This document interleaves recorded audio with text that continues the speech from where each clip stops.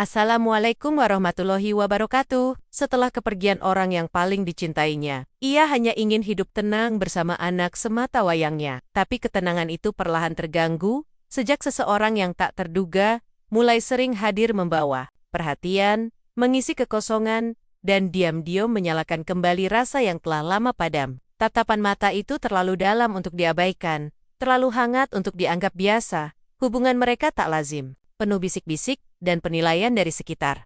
Namun, bagaimana jika yang datang justru mampu menyembuhkan luka yang tak pernah benar-benar sembuh? Apakah cinta harus selalu lahir dari cerita yang pantas di mata orang lain? Selamat datang di channel DC Story, tempat di mana setiap kisah punya makna, setiap cerita menyimpan hikmah, dan setiap drama kehidupan mengajarkan kita tentang cinta, sabar, dan iman. Di sini, kita akan menyelami kisah-kisah yang mungkin sederhana, tapi syarat pesan dan pelajaran hidup. Sebelum lanjut, mari kita ramaikan kolom komentar dengan sholawat kepada Nabi Muhammad Shallallahu Alaihi Wasallam. Semoga setiap sholawat yang kita kirim jadi cahaya dalam hidup kita. Amin ya robbal alamin.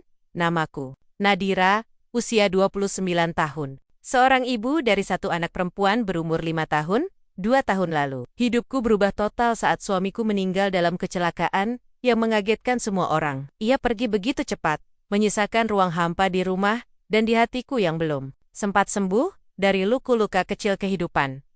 Sejak itu, aku tinggal berdua dengan anakku, Naila, di rumah peninggalan almarhum di pinggiran kota. Hari-hariku berlalu dalam keheningan yang panjang. Setelah mengantar Naila ke taman bermain atau sekolah, aku menghabiskan waktu dengan menjahit dan mengelola toko daring kecil-kecilan. Hidupku sederhana, tidak banyak orang datang, kecuali Pak Rendra, tetangga sebelah yang dulu sahabat paling dekat dengan suamiku. Pak Rendra sering datang menawarkan bantuan. Ia membawakan sayur dari pasar, mengecek genteng saat musim hujan, bahkan menenangkan Naila jika malam-malam ia menangis karena mimpi buruk. Bagiku, beliau seperti pengganti figur ayah di rumah, tapi aku tidak pernah menduga bahwa satu hari kehadiran orang baru di rumah Pak Rendra akan membuat hatiku tak lagi tenang. Namanya Revan, keponakan Pak Rendra dari luar kota. Pemuda usia 22 tahun itu datang untuk menyelesaikan kuliahnya di kampus negeri yang jaraknya tak terlalu jauh. Ia tinggal sementara di rumah pamannya, dan sesekali ikut membantu mengurus kebun kecil di samping rumah. Tubuhnya tinggi, wajahnya bersih, dan gaya bicaranya lembut, sesuatu yang mungkin biasa saja bagi banyak perempuan. Tapi menjadi sangat berbeda saat aku yang melihat.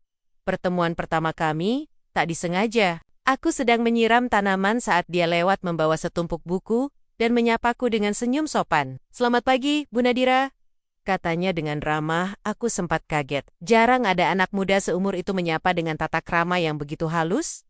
"Pagi juga, Revan. Sudah betah di sini?" tanyaku. Ia mengangguk sambil menyeka keringat di dahinya. Hari-hari berikutnya, kami makin sering bertemu. Walau tanpa rencana, kadang saat aku menyapu halaman, dia membantu tanpa diminta. Kadang saat aku duduk di teras menikmati teh sore, dia ikut duduk dengan sopan, menawarkan cerita-cerita ringan. Tapi entah sejak kapan, aku mulai merasa tatapan matanya berbeda, tidak berani menatap langsung. Tapi saat aku tidak melihat, aku tahu, dia memandangku dengan sesuatu yang sulit dijelaskan. Awalnya aku menepis perasaan itu. Mungkin hanya perasaanku saja, tapi lama-kelamaan, ada getar yang tumbuh dari dalam hatiku. Setiap Revan tersenyum, hatiku seperti digelitik halus. Setiap ia mengucap kote-kote kecil dengan perhatian, ada ruang kosong dalam diriku yang perlahan terisi. Aku tahu ini salah. Aku jauh lebih tua darinya. Dan yang lebih membuatku ragu, aku adalah janda dari sahabat pamannya sendiri. Aku mulai menjaga jarak. Aku berusaha menutup pintu lebih cepat, membatasi percakapan, dan menghindari tatap mata terlalu lama. Tapi anehnya, Revan seperti tahu cara hadir tanpa harus menyusup. Ia tidak memaksa, ia tidak pernah melanggar sopan santun, tapi kehadirannya terasa diam-diam, mengalir pelan seperti aliran sungai yang tak pernah berhenti. Pada suatu pagi, saat aku sibuk menjemur pakaian, Naila berlari memanggil Revan yang sedang menyapu halaman depan rumah Pak Rendra. "Om Rev, lihat gambaranku," katanya riang. Revan langsung datang, berjongkok, dan memuji gambar itu dengan mata berbinar. Aku mengamati dari kejauhan. Di balik sosok mudanya, ada kedewasaan yang jarang aku temukan pada pria seusianya. Dan saat Revan mengangkat pandangan ke arahku, tatapan itu kembali hadir, lembut, menghormati, tapi juga menyimpan sesuatu yang sulit diterjemahkan. Dalam hati, aku bergumam. Apa yang sebenarnya kau rasakan, Revan? Dan mengapa aku mulai takut kehilanganmu meski kamu belum pernah benar-benar kumiliki? Pagi itu hujan turun pelan, membasahi pekarangan rumah, dan membuat suasana terasa lebih sunyi dari biasanya. Aku duduk di ruang tamu dengan segelas teh, hangat di tangan, memandang keluar jendela sambil merenungi apa yang sudah terjadi akhir-akhir ini. Sejujurnya, aku merasa bingung. Perasaan yang selama ini kutahan mulai tumbuh dengan cara yang tak ku mengerti. Semuanya berawal dari kebersamaan kecil, bersama Revan, kebersamaan yang tampaknya biasa. Tapi ternyata tidak sesederhana itu. Tiba-tiba terdengar ketukan di pintu. Bukan keras, tapi cukup jelas di tengah rintik hujan.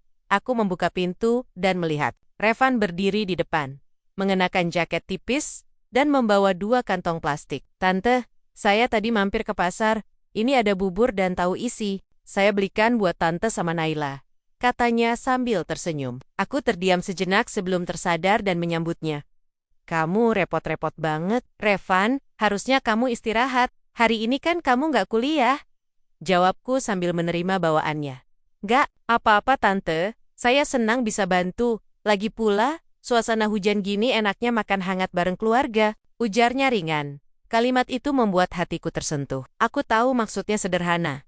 Tapi di telingaku, kata keluarga dari mulut Revan membawa makna yang lebih dalam. Kami duduk di ruang makan, Revan menyuapi Naila sesekali, sambil bercanda. Tawa anakku membaur dengan suara hujan di luar. Untuk pertama kalinya sejak kepergian suamiku, rumah ini terasa hidup. Setelah makan, kami bertiga pindah ke ruang tengah. Naila mulai tertidur di pangkuanku. Sementara Revan duduk agak jauh, tapi matanya terus menatap kami. Bukan tatapan tajam atau aneh. Justru sebaliknya, tatapan hangat yang membuatku merasa dihargai, bukan dikasihani. Perlahan, aku berkata, Revan, kamu anak baik. Kamu tahu itu? Ia tertawa kecil. Mungkin karena saya sering lihat Tante selalu kuat dan tulus. Itu bikin saya ingin jadi orang baik juga. Aku tertunduk. Ada rasa hangat mengalir di dada. Jangan terlalu memujiku, Rev. Aku cuma ibu rumah tangga biasa. Hidupku sudah banyak kekurangan. Revan menggeleng pelan. Justru karena itu, saya kagum. Saya lihat Tante berjuang sendiri. Besarkan Naila, tetap tersenyum walau kehilangan. Saya nggak tahu kenapa. Tapi, saya merasa nyaman di dekat Tante. Perkataan itu menggema di kepalaku lama sekali. Revan bukan hanya sekadar membantu. Ia mulai menjadi bagian dari hidupku. Bahkan, tanpa aku minta. Tapi, aku juga tahu bahwa kedekatan kami bisa jadi dianggap salah oleh orang lain. Aku lebih tua, aku janda, dan dia hanya keponakan dari sahabat mendiang suamiku. Hubungan seperti ini, meskipun tanpa niat buruk, bisa menimbulkan prasangka. Aku pun mencoba mengalihkan pembicaraan. Nanti malam ada hujan deras lagi. Mungkin kamu sebaiknya jangan keluar rumah. Terlalu malam ya, ucapku. Tapi Revan malah menatapku dengan senyum lembut dan berkata pelan. Kalau hujan turun lagi, saya boleh ke sini, Tante. Saya nggak mau Tante dan Naila sendirian. Kalimatnya seperti menyusup ke dalam relung yang selama ini kosong. Aku tak langsung menjawab, hanya menunduk dan mengangguk pelan, sambil menepuk lembut kepala Naila yang tertidur nyenyak. Dalam hati, aku sadar, perasaanku mulai berubah. Tapi apakah Revan benar-benar mengerti apa yang ia rasakan? Atau hanya rasa kasihan yang ia bingkai dengan perhatian? Aku berjalan ke dapur untuk membereskan sisa makan siang. Revan ikut membantu mencuci piring. Kami bekerja dalam diam. Tapi justru dalam diam itu, aku merasa ada ikatan aneh di antara kami. Tanpa kata-kata romantis, tanpa gombalan. Tapi aku merasakan kehadiran seseorang yang benar-benar melihat aku bukan sebagai janda. Bukan sebagai wanita yang lelah tapi sebagai manusia yang butuh dimengerti. Saat Revan pamit pulang sore itu, dia sempat berkata, "Terima kasih sudah izinkan saya ada di sini, Tante. Saya janji nggak akan ganggu. Saya cuma pengen ada buat Tante." Aku menatapnya sebentar, ingin bicara banyak hal, tapi yang keluar hanya satu kalimat pelan. "Hati-hati di jalan ya, Revan." Dan saat pintu rumah tertutup kembali, aku bersandar di dinding. Aku tahu, mulai saat ini, cerita hidupku tak akan pernah sama lagi. Sesuatu telah dimulai, entah ini akan berakhir indah atau menyakitkan. Aku belum tahu, tapi satu hal pasti, Revan bukan lagi sekadar keponakan dari tetangga. Dia mulai mengisi ruang yang selama ini kosong. Ruang yang bahkan aku sendiri lupa pernah ada. Hari-hari setelah itu terasa berbeda. Aku tidak tahu apa yang berubah, tapi setiap kali mendengar langkah kaki Revan dari halaman Pak Rendra, dadaku berdebar tanpa alasan.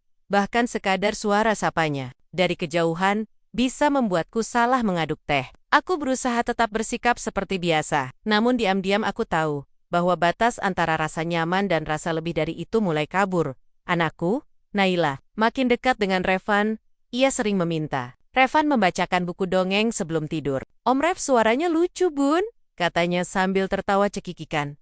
Aku hanya tersenyum. Meski dalam hati aku mulai cemas, aku takut membiarkan Revan terlalu dalam masuk ke dalam hidup kami. Karena aku tahu, tak semua yang datang akan tetap tinggal. Tapi, bagaimana mungkin aku menolak seseorang yang tak pernah memaksa masuk, melainkan hadir dengan ketulusan? Suatu sore, Naila sedang tidur siang, dan aku duduk di teras menyulam baju lama. Angin bertiup pelan, membawa aroma rumput basah yang menenangkan. Revan datang sambil membawa 2 gelas jus jambu dan novel yang pernah kubicarakan beberapa minggu. Lalu tante, ini bukunya, saya cari-cari sampai ke toko buku bekas, katanya sambil menyodorkan novel itu dengan bangga. Aku kaget. Tak menyangka ia benar-benar mengingatnya. Kamu ingat obrolan kecil waktu itu? Tanyaku. Tak percaya Revan, mengangguk. Saya mungkin gak ingat semua hal tante, tapi hal-hal yang penting buat tante. Saya selalu ingat. Jawabannya membuatku tercekat. Kami pun duduk berdampingan membaca novel itu. Tak banyak bicara, hanya sesekali tertawa kecil saat menemukan bagian yang lucu. Saat sedang membalik halaman, jari kami bersentuhan, bukan disengaja. Tapi kami sama-sama tak segera menarik tangan. Aku bisa merasakan jemarinya hangat jemitar tipis. Aku menoleh pelan, dan Revan menatapku. Tak ada senyum, tak ada kata, hanya tatapan diam yang entah kenapa membuatku ingin menangis. Aku menarik tanganku perlahan, Revan, bisikku pelan. Apa kamu sadar bahwa semua ini tidak biasa? Revan menunduk. Ia menghela napas, lalu berkata dengan suara berat. Saya tahu, tante, saya tahu. Ini bisa membuat orang lain salah paham. Tapi saya juga tahu, saya nggak bisa pura-pura nggak merasa apa-apa. Aku menatapnya lekat. Hati kecilku ingin berkata, aku juga merasakannya. Tapi kata itu tak pernah keluar, karena aku terlalu takut. Takut jika semua ini hanya perasaan sesaat yang tumbuh karena aku kesepian, dan dia sedang butuh pelarian. Takut jika aku membiarkan perasaan ini tumbuh, dan akhirnya harus kehilangan lagi. Esoknya, saat aku sedang memasak di dapur, Pak Rendra datang tanpa pemberitahuan. Wajahnya serius, bahkan sedikit gelap. Nadira, boleh aku bicara sebentar? Tanyanya. Aku mengangguk dan mengajaknya duduk di ruang tamu. Naila sedang bermain di kamar, jadi kami bisa berbicara cukup leluasa. Aku mau bicara soal Revan, katanya membuka pembicaraan. Aku langsung waspada. Akhir-akhir ini dia sering sekali ke sini. Aku tahu kamu wanita dewasa dan bisa jaga diri, tapi dia itu masih muda, Nadira. Jangan beri dia harapan yang salah. Kata-kata itu seperti tamparan. Meski disampaikan dengan nada tenang, aku tahu maksudnya.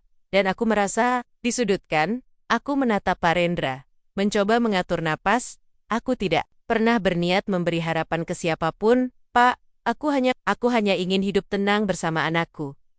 Pak Rendra mengangguk, tapi matanya tak menyembunyikan kekhawatiran. Aku paham, tapi ingat, dunia tidak selalu menilai dari niat. Kadang, pandangan orang bisa lebih kejam daripada kenyataan. Setelah ia pergi, aku duduk lama di kursi ruang tamu. Kata-katanya berputar-putar di kepalaku. Aku tahu maksudnya baik, tapi aku juga sadar, perasaan yang tumbuh di antara aku dan Revan bukan sesuatu yang bisa aku cegah begitu saja. Bukan karena aku menginginkannya, tapi karena aku juga manusia. Revan datang sore itu, membawa seikat bunga kertas yang ia petik dari halaman belakang, untuk tante, katanya, sambil tersenyum malu-malu. Aku menerima bunga itu dengan tangan gemetar.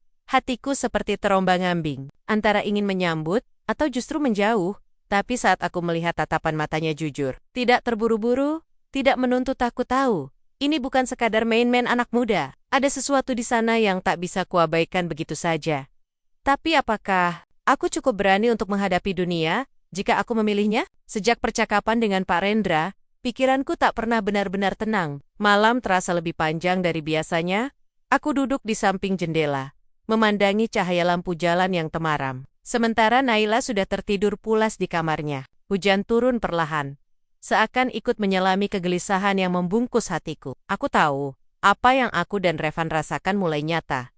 Tapi di luar sana, dunia menilai segalanya dengan ukuran yang rumit usia, status, hubungan keluarga, bahkan sekadar tatapan yang terlalu lama pun bisa disalahartikan. Aku belum berbicara langsung pada Revan soal apa yang dikatakan pamannya. Tapi aku bisa merasakan dari sikapnya. Ia pun mulai menyadari bahwa kedekatan kami kini tak lagi aman dari mata orang lain. Sore itu, ia datang ke rumah dengan senyum yang sedikit lebih datar dari biasanya. Tak ada cerita ringan, tak ada candaan khasnya, hanya tatapan yang lama singgah di wajahku, lalu menghindar saat aku membalas. Kami duduk berdua di ruang tengah, sunyi. Hanya suara kipas angin yang berputar lambat, dan sesekali suara kendaraan dari kejauhan. Revan menatap ujung jemarinya. "Tante," ucapnya pelan.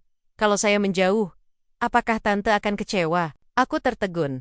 Kalimat itu datang, seperti hujan di musim kemarau tidak deras. Tapi cukup membuatku basah oleh rasa tak menentu. "Kenapa kamu tanya begitu?" jawabku. Berusaha menyembunyikan guncangan dalam suaraku, Revan menarik napas panjang. "Karena dunia nggak sesederhana hati. Karena mungkin yang kita rasakan ini terlalu rumit buat dijelaskan." Aku menatapnya dalam diam. Ingin mengatakan bahwa aku pun bingung. Bahwa aku pun takut. Tapi lebih dari itu, aku tak ingin ia menjauh hanya karena merasa bersalah telah menyayangi seseorang yang secara sosial dianggap tak layak dicintai. "Aku tidak pernah minta kamu datang, Revan," kataku akhirnya. "Tapi kamu datang. Kamu mengisi ruang yang selama ini kosong. Kalau kamu mau pergi, aku tidak akan tahan. Tapi jangan pergi karena orang lain mengatur siapa yang boleh kamu sayangi." Revan menunduk, matanya berkaca-kaca. Ia menggenggam kedua tangannya, seperti menahan sesuatu yang ingin ia katakan. Lalu dengan suara yang sedikit bergetar, ia menjawab, "Aku nggak akan pergi, Tante. Aku ingin semuanya tetap baik. Aku nggak ingin jadi alasan Tante disudutkan." Malam itu, tanpa pelukan, tanpa sentuhan, hanya kata-kata yang saling menjaga kami, membiarkan rasa itu tetap tumbuh. Walau tahu tanah tempat ia berpijak penuh batu tajam, aku menatap Revan dengan perasaan campur aduk. Dia begitu muda, tapi mengerti dengan dewasa. Dan aku merasa seperti perempuan yang menemukan kembali arti dicintai, setelah sekian lama lupa rasanya dihargai. Keesokan harinya, Revan mulai jarang datang ke rumah. Ia tetap hadir, tapi tidak sesering sebelumnya. Ia lebih sering hanya menyapa dari jauh, atau menitipkan makanan lewat anak-anak tetangga. Aku paham, mungkin itu caranya menjaga. Tapi setiap kepergiannya, sekecil apapun, terasa seperti jarum halus yang menekan dadaku pelan-pelan. Naila pun mulai bertanya, "Om Rev kemana, Bun? Kok udah lama nggak baca buku lagi?" tanyanya polos. Aku hanya tersenyum sambil mengelus rambutnya. "Om Rev lagi sibuk, sayang, tapi nanti juga datang lagi kok," jawabku. Berusaha menenangkan diriku sendiri dengan kalimat itu. Sampai suatu sore, Revan kembali datang. Wajahnya lebih lelah, tapi senyumnya tetap tulus, "Tante," katanya. "Aku ditawari kerja paruh waktu di luar kota. Mungkin beberapa bulan aku nggak bisa sering ke sini. Jantungku seketika terasa kosong. Tapi aku tahu, aku tak boleh egois." "Bagus itu. Kamu kejar apa yang baik buat masa depanmu," jawabku pelan. Ia menatapku lama, lalu berkata, "Tapi aku nggak pergi untuk lari dari rasa ini.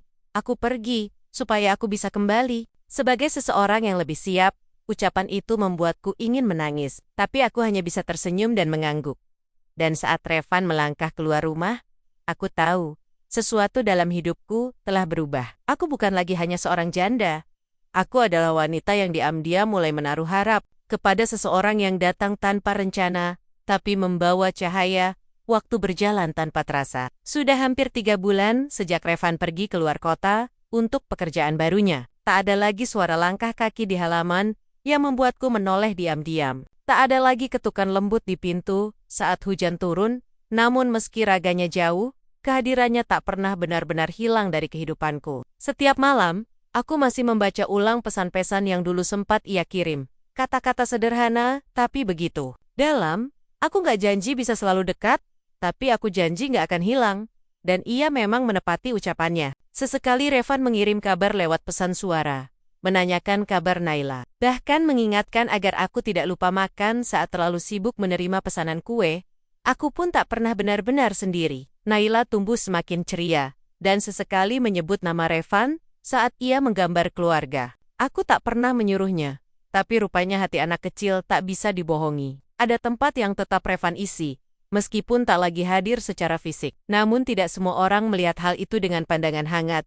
Pak Rendra mulai jarang menyapa, dan beberapa tetangga mulai melemparkan tatapan yang tak kukenal. Mungkin mereka sudah mendengar desas-desus, mungkin mereka mulai menilai, tapi aku tak bisa lagi menjelaskan apa-apa. Aku terlalu lelah, hidup hanya untuk membenarkan perasaan sendiri di hadapan orang-orang yang tidak tahu seluruh cerita. Suatu sore yang tak biasa, saat langit mendung dan udara sedikit lembab, seseorang mengetuk pintu rumahku.